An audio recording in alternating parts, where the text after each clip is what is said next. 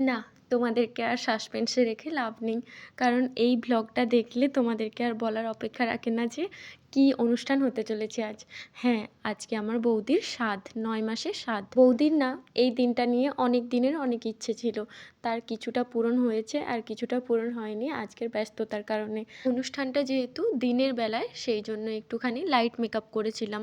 আর মেকআপটা কেমন হয়েছে ফাইনাল লুক দেখে তোমরা অবশ্যই কমেন্ট করে জানিও। এখন বাজে বেলা 11:30 আর এই রিচুয়ালগুলোর সময়ের কিছু নিয়ম থাকে যে কোনো একটা টাইমের মধ্যেই করতে হয়।